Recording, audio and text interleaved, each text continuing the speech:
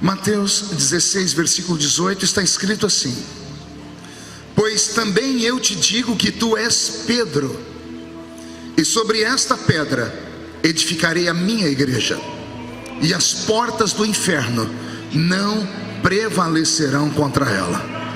E eu te darei as chaves do reino dos céus, e tudo que ligares na terra será ligado nos céus, e tudo que desligares na terra será desligado nos céus. Amém, igreja?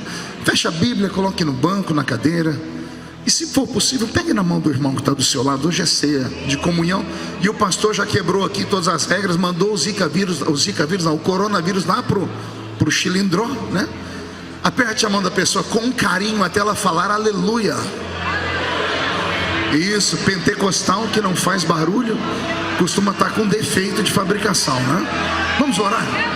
Pai, mais uma vez nós te exaltamos, te glorificamos, entendemos que o Senhor está na reunião. Sabemos que dentro de alguns minutos os que vieram tristes começarão a saltar de alegria. Os que vieram se arrastando voltarão para casa voando nas asas de um novo tempo. E antes que eu comece a contar a sua palavra, a revelar os seus segredos, cerque esta igreja com a sua glória. E num raio de 5 quilômetros, onde houver um demônio alojado, eu digo a esses demônios para recuarem, porque se não recuarem, serão queimados pelo poder da sua glória, que aqui será derramada. Rasgue o céu sobre o templo da Assembleia de Deus de Madureira, no Rio.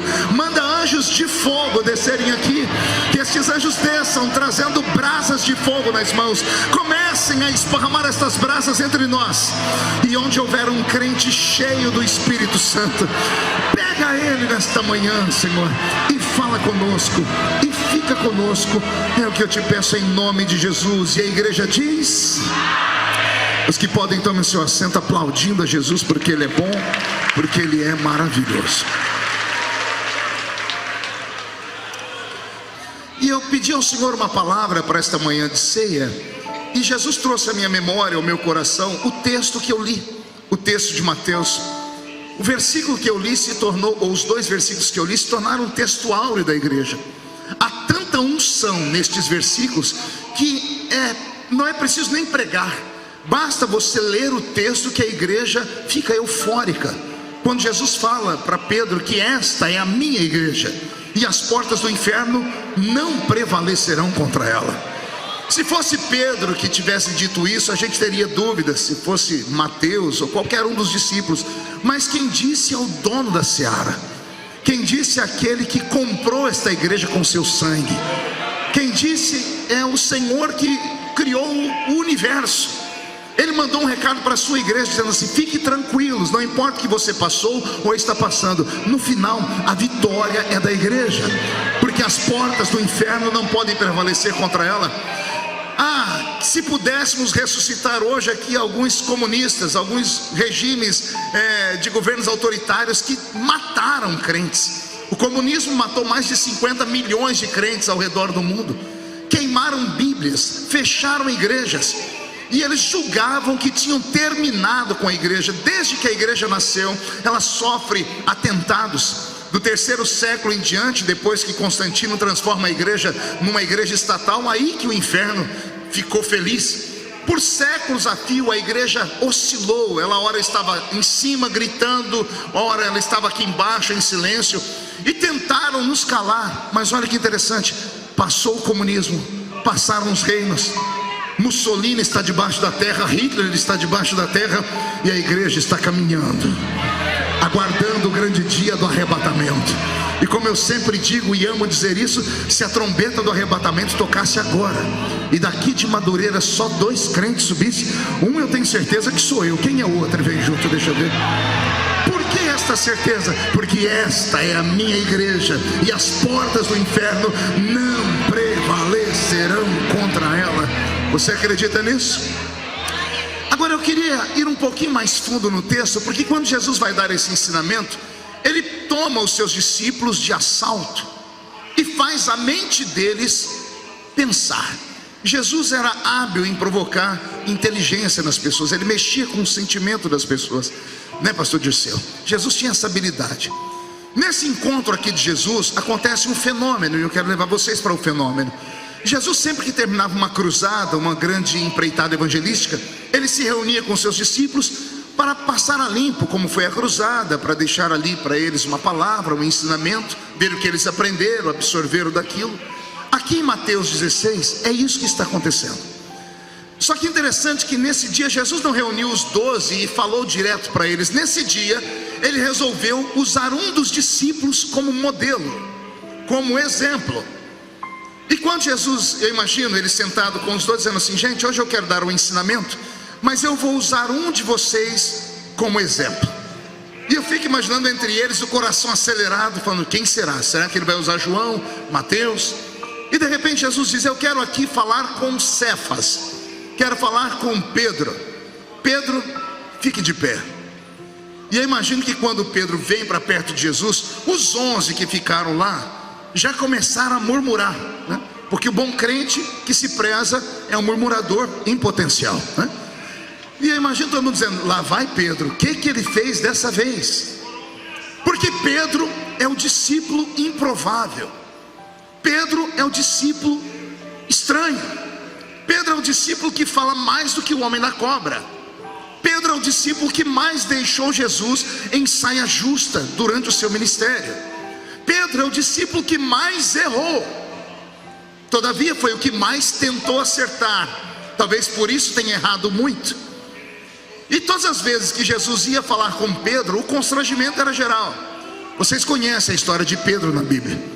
Vocês devem se lembrar aqui que Jesus estava dentro, havia enviado os discípulos para o meio do mar, ele ficou do outro lado da praia, e ele resolveu caminhar no meio da madrugada, em cima das águas.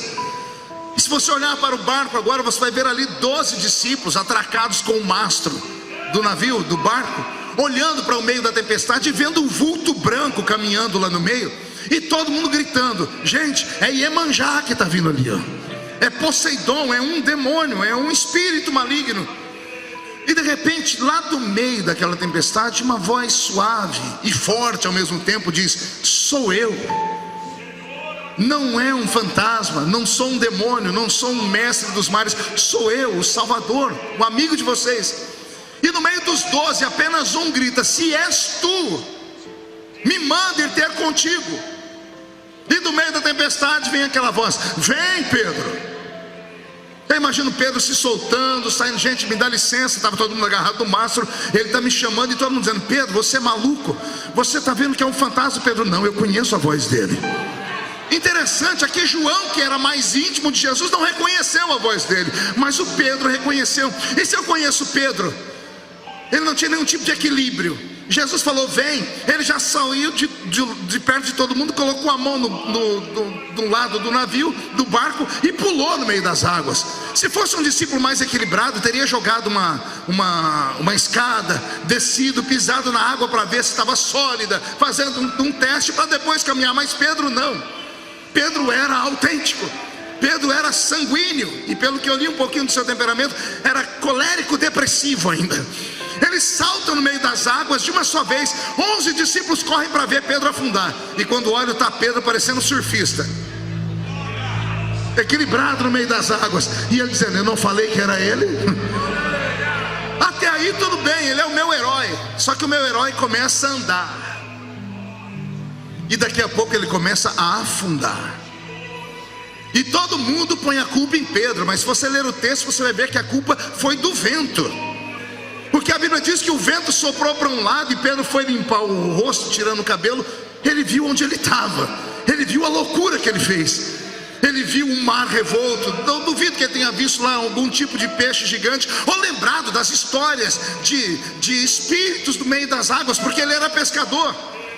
E quando ele olha para o vento, ele perde o foco e ele começa a afundar. Jesus é tão querido que apressa o passo, segura Pedro.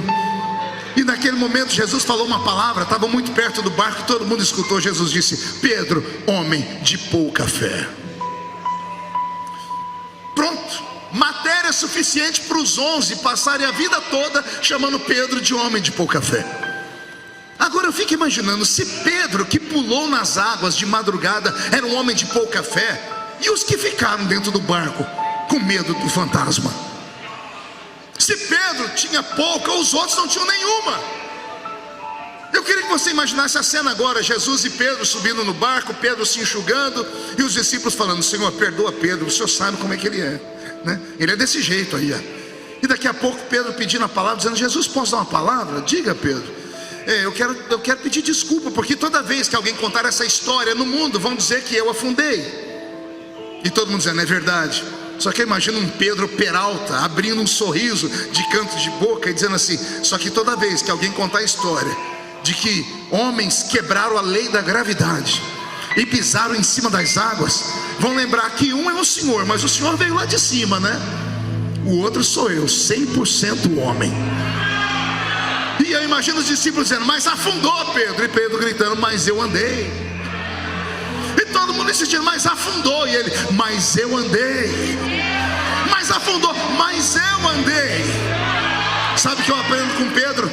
Eu aprendo com Pedro que é melhor ir e voltar do que nunca ir. É melhor ir e quebrar a cara e voltar, dizer assim: ó, eu pelo menos me arrependo de ter ido, do que passar a vida inteira dizendo: e se eu tivesse tentado? Eu fico imaginando quantas pessoas estão aqui que mataram os seus talentos, enterraram a sua chamada, tudo por conta dos outros, porque teve uma triste história no início e nunca mais tiveram coragem de se levantar, porque sempre pensaram: e se eu fosse? Pois bem, eu aprendo com Pedro que às vezes é melhor a gente ter coragem para ter uma vida tranquila e em paz pelo futuro. Pedro é o homem que deixa Jesus em saia justa no dia mais lindo que eu li em todos os evangelhos. Cada um tem um texto da Bíblia que ama muito. Eu sou apaixonado pela cena do lava-pés. Eu sou apaixonado porque ali está a maior autoridade do universo, o Deus Criador, dando uma lição para a raça humana que ninguém nunca antes e nem nunca depois conseguiu suplantar aquilo. Ele coloca a sua criatura sentada e ele, como Deus encarnado, se ajoelha aos pés da criatura e pega os pés da criatura, que é a parte mais suja que o ser humano tem, e ele lava os pés. Não sei se isso toca vocês, mas isso me toca profundamente. É Paulo dizendo, né? Ele mesmo sendo Deus, não tem por usurpação ser igual a Deus. Antes aniquila sua forma divina e desce entre nós e se faz carne. Não bastando se fazer carne, ele se ajoelha aos pés da criatura e limpa os pés. Para mim deve ter sido o culto mais lindo, aliás, até um certo momento. Estava todo mundo emocionado, pastor Abner, até que Jesus vai lavar os pés de Pedro. Quando ele chega perto dos pés de Pedro, Pedro encolhe os pés para trás.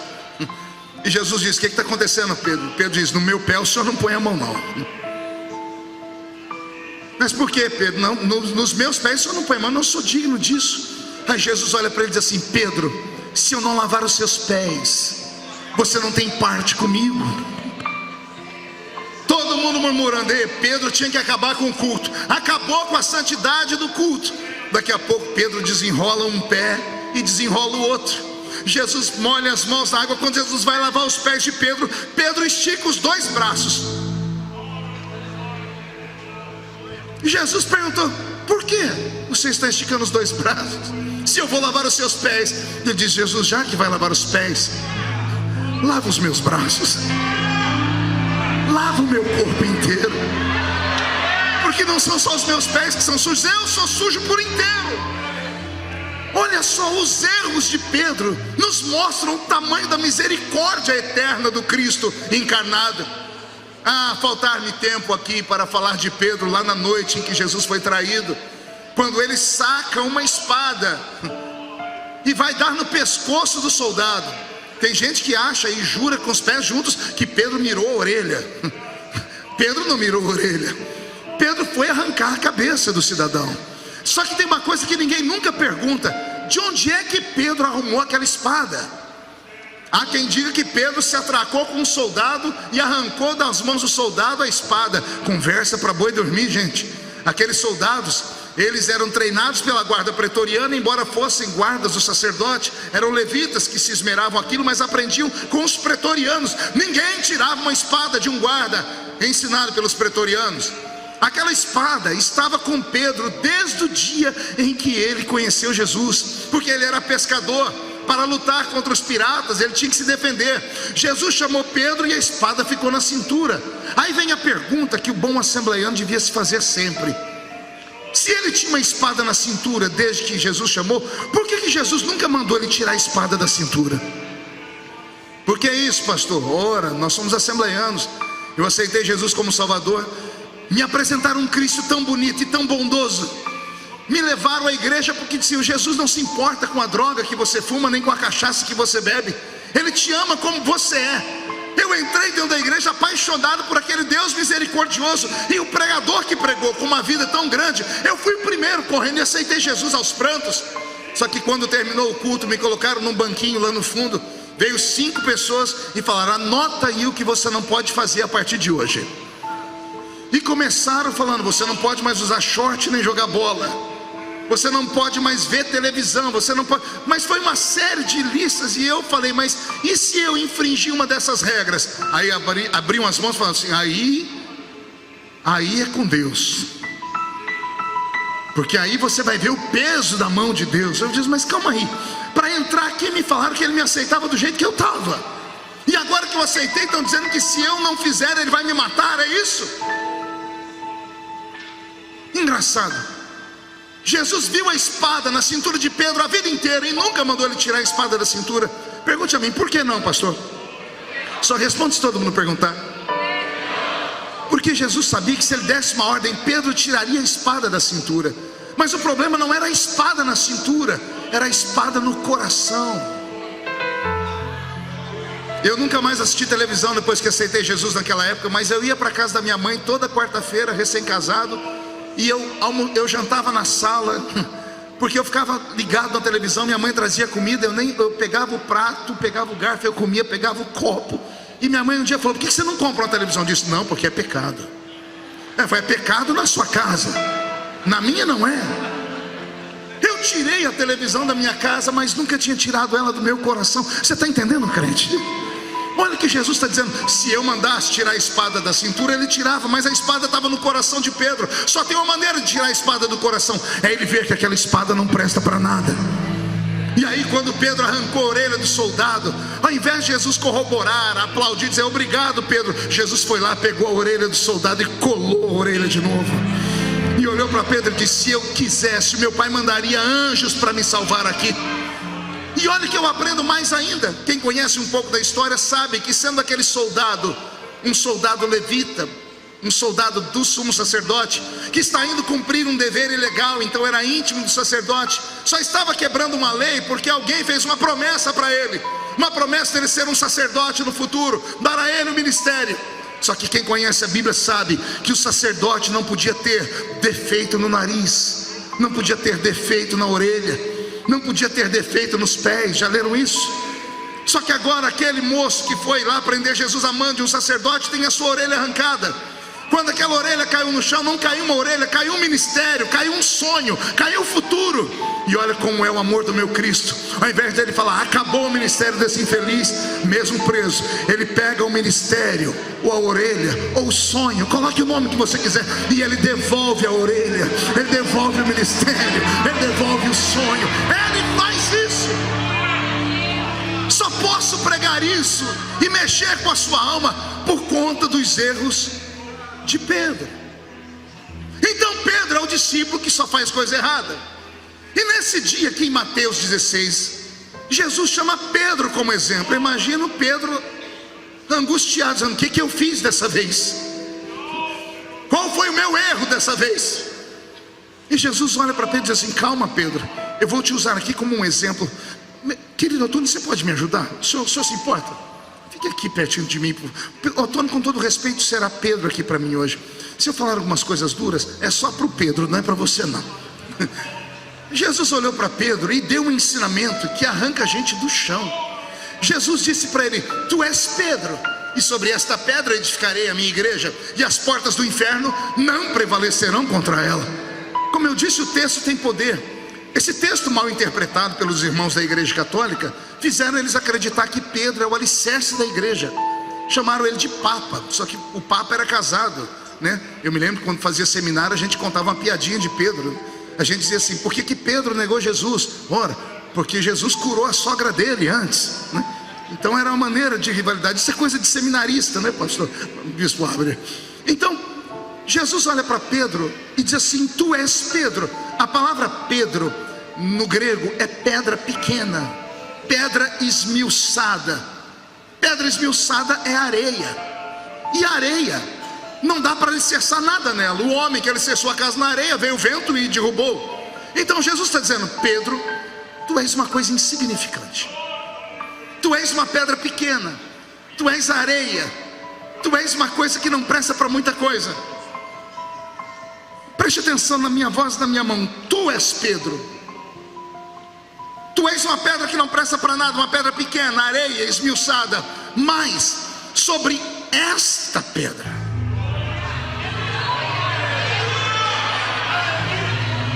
eu vou falar de novo. Tu és uma pedra que não presta para nada, mas sobre esta pedra, a rocha de esquina, a pedra angular, a rocha de Meribá, aquela que seguiu Israel e dava água para ela beber todo dia, a rocha que está aqui nesta manhã, porque todos nós bebemos essa fonte, Ele é a pedra. Olha Jesus dizendo: tu és uma pedra, Pedro, que não presta para nada, mas sobre esta rocha, respire fundo e não se escandalize, sobre esta rocha eu edificarei a minha igreja. Pedro não é um alicerce, Pedro é a igreja. Tu és uma coisa insignificante, qualquer um pode te derrubar e te destruir, mas sobre esta rocha eu edificarei a minha igreja. Escute agora, o diabo escutou no inferno e deve ter dado uma gargalhada. Se Pedro é a igreja, eu acabo com ela, porque ela afunda nas águas, ela deixa o mestre constrangido, ela arranca a orelha dos outros.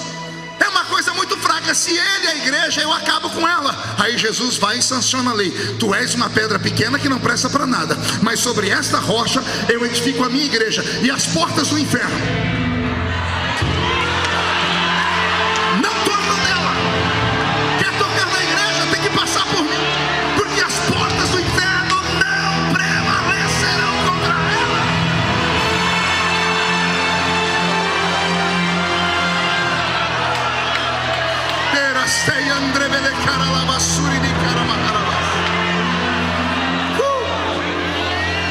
Ei, você precisa saber quem você é nesta manhã.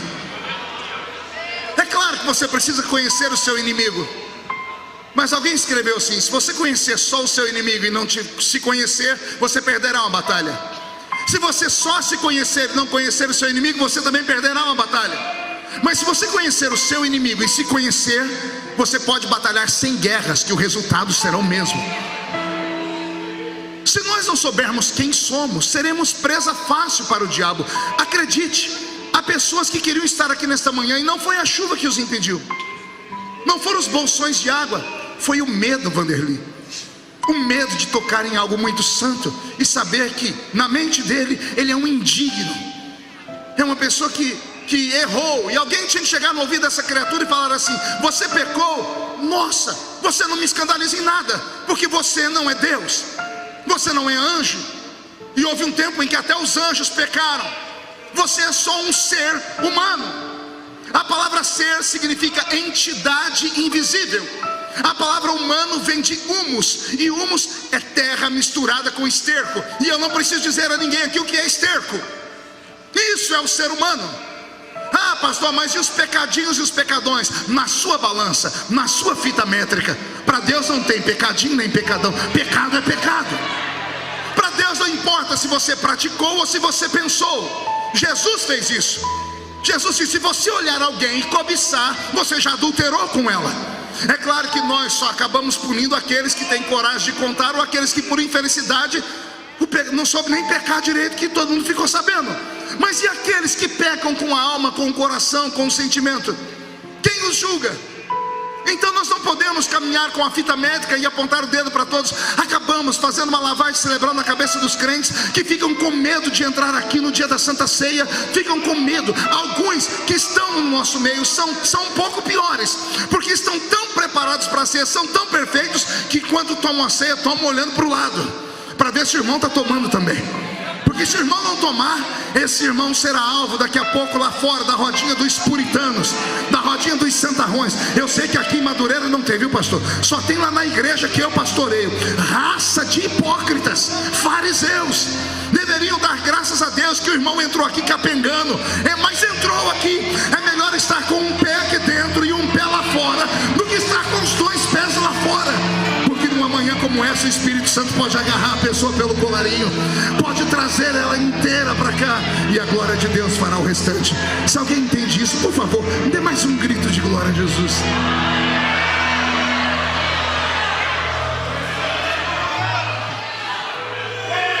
Eu me emociono quando prego sobre Pedro, porque eu não poderia me comparar a João. Se eu perguntasse aqui, qual dos 12 discípulos vocês gostariam de ser se estivesse naquele dia? Ninguém ia querer ser Judas. Mas até Judas precisa ser estudado, porque Judas acreditava que Jesus era um Messias diferente. Judas não traiu Jesus porque era só um mau caráter. Ele se escandalizou, ele se decepcionou. E será que Judas é o único crente que se decepciona com Jesus no meio do caminho? Eu enterrei um filho, e junto com meu filho eu enterrei a minha fé por meses, porque eu achava que Deus tinha sido injusto. Eu me decepcionei com ele. Talvez se ele voltasse naquele tempo eu não teria ido para o céu. Então nós não podemos julgar as pessoas por um único momento, porque ninguém sabe o que está acontecendo dentro da criatura. Ontem eu pregava aqui em Duque de Caxias de tarde, pastor. Eu contei uma história, falei para os irmãos, quando eu era jovem pregador, né, bem assembleiano, alguns aqui me conheceram nessa época. Eu pulava, gritava, eu encarnava um Bruce Lee no púlpito. Eu dava uns golpes de Kung Fu, pastor, só Jesus na causa, né? Era o meu jeito, eu era expansivo, eu era jovem. E eu só ficava feliz quando eu via a igreja ir às alturas, pulando e gritando, porque eu fui ensinado assim. E eu me lembro que num culto eu preguei, e Jesus desceu na igreja, e tinha uma irmã sentada bem na minha frente. Ela parece que tinha sido colocada ali para me desafiar. Eu falava, fica em pé, ela não ficava. Levante a mão, ela não levantava. Olha para o irmão, ela não olhava. Dá glória a Deus, ela não dava. Eu tirei um chicote daquele tamanho que só pastor assembleiano tem, e eu criei alguns jargões que hoje às vezes eu me arrependo. Eu falava assim: o irmão do seu lado é tão frio que se você ficar 5 minutos perto dele, pega um resfriado. Criei essas coisas.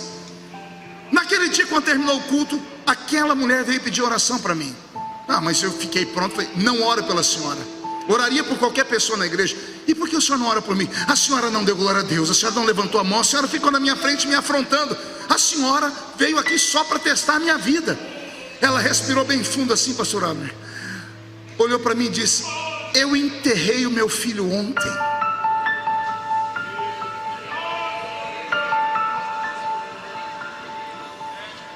O meu filho tomou um tiro na cabeça. Não era para eu estar aqui, mas quando me disseram que um homem de Deus ia pregar, eu vim aqui em busca de ajuda. E ela falou: eu queria dar glória a Deus, mas a minha boca não funcionava. Eu queria levantar os braços, mas eu não tinha força. Eu só vi o meu filho deitado no caixão, os meus sonhos sendo enterrados. Me perdoa, pastor. Eu caí de joelhos aos pés dessa mulher. E eu falei: me perdoa, senhora, porque hoje eu aprendi que tem gente que não dá glória a Deus no culto, não é porque não quer, não é porque está afrontando, é porque só Deus e a criatura sabe o vale que está passando. A maturidade nos ensina. Quando eu olho para Pedro, eu vejo alguém improvável. Como eu disse para vocês, eu queria ser um João da vida, ter paciência, ter equilíbrio, ter uma palavra revelada. Já leu o Evangelho de João? No princípio era o Verbo era Deus, o Verbo estava com Deus. Eu queria ser um Mateus, estudado na Universidade de Jerusalém, mestre em economia. Eu queria ser um André, politizado, um Felipe, 10 vezes mais politizado do que um André. Mas eu não dava conta de me comparar a nenhum deles. Mas quando eu olho para Pedro, eu digo: aqui dá para ser. Eu sou Pedro. Eu erro tentando acertar. Eu afundo querendo ficar de pé. Eu erro quando eu queria não errar. E quando eu vejo Jesus pegar um Pedro e falar: Pedro, eu não vou fazer isso com João nem os outros, porque eles não precisam. Eu tenho que exaltar a quem é humilhado.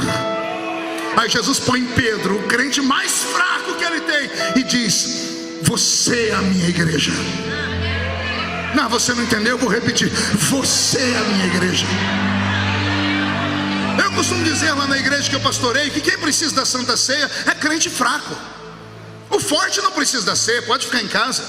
Ele deu conta de vencer o diabo sozinho. Subiu o monte, desceu o monte, jejuou, orou, pregou, ganhou almas. Ele precisa da ceia para quê?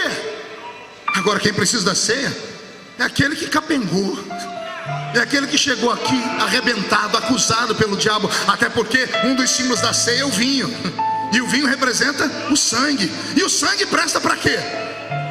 Para purificar, para perdoar os pecados. Mas aí o pecador não pode tomar o sangue, porque ele é pecador demais. Ah, meu Deus do céu, que Deus esta manhã nos visite, e que Ele pegue todos os Pedros aqui, coloque debaixo do braço, e diga para o diabo: você não pode tocar em Pedro, porque ele é a minha igreja, e as portas do inferno não prevalecerão contra ela. A maturidade vai nos dando ensinamentos. Alguns anos atrás eu pregava aqui no Rio de Janeiro, e eu encontrei no almoço um pastor Ezequiel, que era o líder lá da igreja Cara do Leão, Ezequiel Teixeira, grande amigo. Trocamos telefone. 2, 3 semanas depois, o pastor Ezequiel deu uma ligadinha e falou: Marco, sei que você tem um grupo de oração, ora por nós aqui. Eu falei: ora. O que aconteceu, pastor? Roubaram a nossa igreja, entraram de noite, levaram os instrumentos, roubaram tudo. Aí eu dobrei meu joelho no hotel e comecei: Jesus, estou orando pela igreja do pastor Ezequiel, porque roubaram a sua igreja. Quando eu disse roubaram a sua igreja, eu não sei se você acredita que Deus fala. Pastor Abner, o meu corpo tremeu. E o senhor disse: impossível. E eu disse: não estou entendendo. Eu falei: roubaram a igreja. O senhor disse: impossível. E o senhor falou comigo: roubaram o templo. A igreja não pode ser roubada. Roubaram o templo feito por mãos humanas. E eu disse: o senhor não deixou o seu anjo lá para guardar a igreja? Ele disse: não era a minha igreja, era o templo. Tudo que tem lá o dinheiro pode comprar. Eu vou botar um anjo lá para guardar o que? Banco, parede, instrumento. Anjo tem mais o que fazer. Banco não tem boca para gritar, parede não tem voz para falar aleluia. O anjo guarda é a igreja. A igreja que anda, a igreja que deita, a igreja que dorme, a igreja que vai. Esta é a minha igreja, e as portas do inferno não prevalecerão contra ela. Eu estava pregando em Toronto, no Canadá, alguns anos atrás, e a igreja que nos hospedou era uma igreja linda, estilo gótico, uma igreja evangélica italiana, estava lá há 200 ou 300 anos, e a igreja brasileira que fez essa festa alugou o templo, e nós colocamos lá acho que umas 200, 300 pessoas na época, e eu preguei com muita vitalidade. Eu nunca tinha pregado numa igreja bonita como aquela. Aí eu preguei, e quando terminou o culto, o pastor pegou o microfone e disse: pastor Marcos, o senhor vai levar isso para a história. O senhor é um pregador que tem a graça de contar que o senhor pregou no último culto de uma igreja. E eu perguntei ao pastor: não estou entendendo. Ele disse: esta igreja não será mais igreja a partir de amanhã. Os donos da igreja negociaram ela, porque tinha um campus universitário muito grande. Eles negociaram ela e venderam a igreja por 6 milhões de dólares canadenses. Eu disse: e venderam por quê? Ele disse: porque no auge ela tinha 1.000, 1.500 membros. Depois de 200, 300 anos, sobraram aqui 5, 6 crentes, e eles não dão conta de pagar o imposto. Então chegaram à conclusão que tinham que vender o templo, alugar um salãozinho menor e sobreviverem. Me deu uma tristeza tão grande que eu nunca tinha pregado num velório de igreja, porque aquele foi um velório. Eu saí pela lateral da igreja e fui lá fora e tirei uma foto da igreja, uma igreja alta, cinza. Para ajudar, estava nevando, bispo Abner. Aí ficou tudo sorumbático, né? Ficou tudo triste em potencial. Aí eu tirei uma foto, quando eu tirei a foto eu vi o nome da igreja. Eu falei, meu Deus, essa igreja faliu. Aquele tremor veio sobre meu corpo de novo. E o Senhor falou comigo, a minha igreja não pode falir. Eu disse, mas esta faliu. O Senhor disse, faliu a agremiação religiosa, faliu a instituição. E se você for lá no cartório, tem um homem que é o dono dessa instituição. Tem alguém que tem documentos, porque ele tem direitos e deveres com o governo. Procure se tem o meu nome no cartório como dono dessa instituição. E o Senhor então começou a colocar no meu coração, explicando que a verdadeira igreja é aquela que às vezes nós nem damos bola para ela, nós maltratamos ela. Tem crentes que são capazes de matar pelo nome da sua igreja, mas são incapazes de estender a mão para um pequeno machucado dentro da igreja. Por isso existe o culto de ceia. É o culto de levantar o soldado caído. É o culto onde nós nos igualamos. Aqui não tem grande, não tem pequeno. Aqui é o culto onde nós colocamos no nosso coração uma medalha, a medalha de vencedores por 30 dias. Quando este culto estiver no apogeu dele, os diáconos começarem a distribuir, por favor, enlouqueça nesse culto. Encarne aquele crente assembleiano de 200 anos atrás. Se for possível, pula, grita, planta a bananeira, agarra o diabo pelo chifre, esfrega a cara dele no chão, porque esse culto não é normal. Quando ele terminar, você vai sair por aquela porta escoltado pelos anjos, e o Senhor te acompanhará até a sua casa, porque hoje será conhecido como um grande dia da sua grande vitória. Alguém acredita nisso aqui? Então, perdoe o meu abuso, porque embora seja pastor, o espírito de evangelista ainda está em mim. Levante a mão direita para o céu, por favor, chacoalhe ela. Consegue colocar no ombro de quem está do seu lado, com todo respeito? Isso, agarre esse soldado para mim, chacoalha ele, por favor, mas chacoalha com vontade, e diga para ele, Deus te trouxe aqui para isso, para sacudir você, soldado, para sacudir a sua chamada, o seu ministério, a sua vocação, para sacudir a sua salvação. Eu não estou pregando para um grupo de derrotados, eu estou pregando para homens e mulheres que nasceram crentes da sua vitória. Quem perdeu nesta manhã foi o diabo. O diabo teve que pegar os projetos e rasgar, porque a partir de hoje a glória do Senhor te acompanha, a misericórdia do Senhor te acompanha, porque as portas do inferno não prevalecerão contra esta igreja.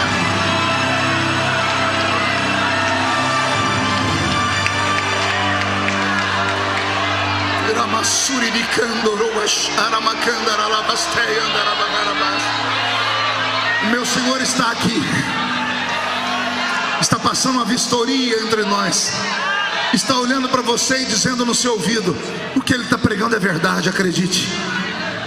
O Senhor está aqui te observando, está feliz com você, está sorridente. Ah, pastor, mas não tem mais nem menos, nem tem porém, nem por onde. Ele compreende você, ele entende você. Eu encerro aqui fazendo um questionamento. Eu sempre admirei muito a igreja de Madureira e sou apaixonado, tanto é que eu digo que eu sou membro da igreja, só não me deram a carteirinha ainda, mas eu sou membro de Madureira. Alguns anos atrás, a igreja de Madureira fez um ato aqui no Rio de Janeiro que me tocou. Eu estava lá em São Paulo e vi pelo jornal, que não chegava as notícias, na época não tinha internet, essas coisas. A igreja de Madureira trouxe aqui num estádio de futebol Jim Swaggart. Eu chorei, bispo Abner, porque eu era criança e colocava a mão na televisão com aquele homem pregando para receber a bênção. E Jim Swaggart teve um contratempo na vida, um acidente de percurso. No acidente dele, um monte de crente morreu. Também estavam firmados nele, não estavam firmados no Cristo que ele pregava. E aí eu comecei a indagar, eu sempre fui muito questionador. E eu falei assim, Jesus, o Senhor sabe tudo, passado, presente e futuro, sim ou não, igreja? Sabendo que Jim Swaggart ia ter um problema que afetaria muitos, o Senhor não podia ter impedido? E o Senhor falou comigo, eu poderia impedir de que forma? O Senhor poderia não ter ungido ele, ele seria só mais uma pessoa, e o escândalo seria pequenininho, afetaria a família e não milhões. Aí o Senhor falou comigo: você acha que Ele me pegou de surpresa? Que pergunta legal, né? Será que algum de nós aqui, alguém consegue pegar Deus de surpresa? Será que teve um dia em que Deus abriu a janela do céu, olhou para você, botou as duas mãos na cabeça e disse: ai meu eu? Pegou aí? Tem que ser inteligente. Ai meu eu, porque Ele não pode falar ai meu Deus, porque só Ele é Deus. Porque é assim que a gente fala quando é pego de surpresa. Ai meu Deus, não é? Será que teve algum dia que Deus olhou para você e disse: eu não sabia disso, eu não vi isso? Se Ele sabe tudo. Imagine você andando pela rua, vê um mendigo e seu coração fica com compaixão, diz: vou colocar dentro da minha casa. Só que de repente a sua visão de profeta se abre, você vê ele no futuro estuprando a sua filha, roubando seus bens, matando a sua esposa. Você colocaria a pessoa dentro da sua casa? Seja sincero, sim ou não? Não, por quê? Porque ninguém vai colocar um bandido na sua casa. Pois bem, Ele faz. Não entendeu? Vou falar de Ele, o Eterno, faz. Ele pega um Judas salvo e sabe que Judas vai vender ele. Ele pega um Jimmy Swaggart sabendo que no futuro vai ter um problema e continua investindo nele. E eu perguntei: por que o Senhor fez isso? O Senhor disse: porque eu tenho uma balança da justiça. O Senhor diz para mim: se homens que são homens fazem investimentos de risco, investem a curto, médio e longo prazo, e o investimento mais perigoso que tem é aquele a longo prazo. É quando você pega uma empresa falida, o cidadão vai lá, compra a empresa, leva anos para remodelá-la, leva mais anos para colocar no mercado, apostando que no futuro a empresa vai se levantar. Se homem faz isso, imagina eu que conheço o futuro, diz o Senhor. Eu falei: me explica. O Senhor disse: eu conheço cada um, e eu sei que a pessoa vai me dar um prejuízo aqui, mas o lucro que ela vai me dar é maior. Ah, você não entendeu? Eu vou falar de novo. Ela vai me dar um prejuízo aqui, mas o lucro que ela vai me dar é maior. Swaggart perdeu algumas almas, mas me deu milhões de almas. Então eu aposto na sua vida. Eu não estou pregando para homens e mulheres, eu estou pregando para investimentos de Deus. Alguns aqui têm investimento a curto prazo, já cresceu falando em línguas. Outros a médio prazo, estão na igreja há algum tempo, mas só dão problema e trabalho. Outros são a longo prazo, mas quem viver verá, para ver lá no futuro esse investimento de Deus brilhar.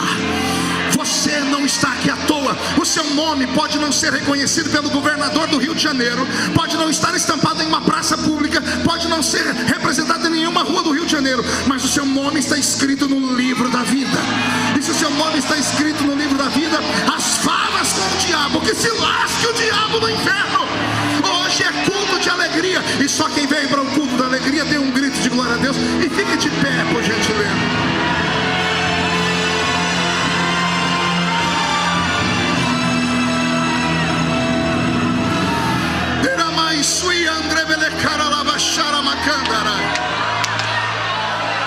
Eu vou pedir para que você incline a cabeça por um minuto.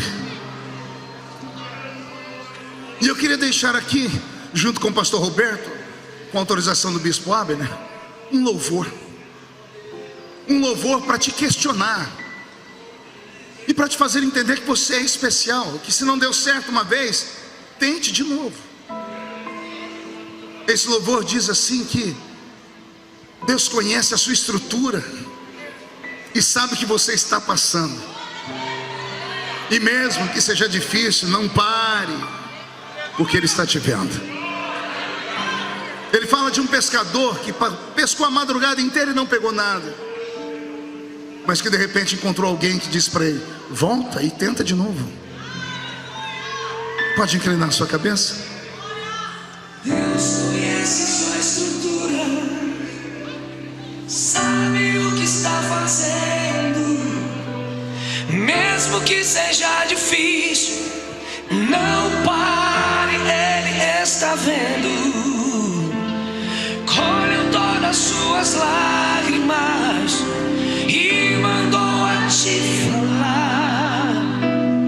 Pegue o que Ele te entregou e volte para o mar, que lá é o seu lugar. Quem mandou largar a rede? Quem mandou você parar? Volte para o mar alto,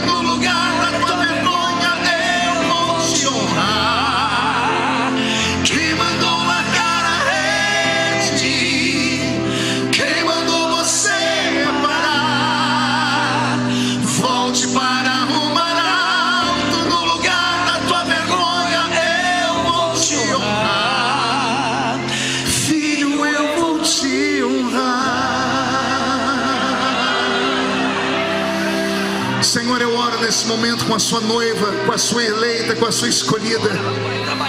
Eu oro nesse momento com os Pedros que vieram para o culto. Eu olho para esses homens e mulheres que são frágeis, que são fracos, que erram mais do que acertam, mas que mesmo sendo carregados de defeitos e imperfeições, ousaram sair de casa debaixo de chuva, enfrentando ônibus, metrô, e vieram para a sua casa. Entraram neste santuário, estão escondidos pelos bancos, alguns de cabeça baixa, envergonhados, mas que já já serão honrados quando o corpo e o sangue for distribuído. Eu gostaria muito que o Espírito Santo, esse companheiro amado, esse intercessor das horas de dificuldade, desse um abraço nessa criatura agora e falasse no ouvido desses santos obreiros que as coisas estão exatamente como tinham que estar. O Senhor não perdeu o controle da nossa vida, meu Pai. Eu não posso acreditar, ó Deus, que algum de nós tenha se perdido no meio do caminho, a não ser que o Senhor tenha permitido, ou a não ser que o Senhor tenha mandado. De uma coisa eu tenho certeza: todos os que estão aqui, meu Pai, estão debaixo de uma promessa. Todos têm o nome escrito no livro da vida, e todos estão sendo vitoriosos nessa manhã. Então, meu Deus, grita no ouvido deles para que eles retornem. Volte para o mar. Deus conhece tua estrutura, sabe o que está fazendo. Mesmo que seja difícil, não pare, Ele está vendo. Colheu todas as suas lágrimas e mandou a te falar. Pegue o que Ele te entregou e volte para o mar, que é o teu lugar. Quem mandou largar a rede? Quem mandou você parar? Volte para o mar alto, no lugar da tua vergonha eu vou te honrar. Quem mandou largar a rede? Quem mandou você parar? Volte para o mar alto, no lugar da tua vergonha eu vou te honrar. Para encerrar, você poderia levantar a sua mão direita para o céu comigo? Aleluia. Poderia dizer em nome de Jesus? Mais alto, em nome de Jesus. Todos os demônios de acusação, eu ordeno, venham para a palma da minha mão. Fecha a sua mão. Crê nisso? Eu vou contar até 3, nós vamos jogar no chão e vamos pisar em cima. Isso é loucura, pastor? Não, isso é profético. Lucas 10:19, eu vos dei poder para pisar sobre serpentes e escorpiões. Depois que você pisar, você vai abraçar pelo menos 3 crentes e vai dizer para eles: a vitória é sua, porque você tem um Pai no céu. E o Pai é Pai. Você nunca mais será o mesmo. 1,5, sua família sentirá orgulho de você de novo. 2, quem viver verá para ver o que vai acontecer depois dessa ceia na sua vida. 2,5, o Rio de Janeiro será conhecido como a capital da misericórdia, porque Deus ama esse estado. 3, jogue no chão, pise em cima.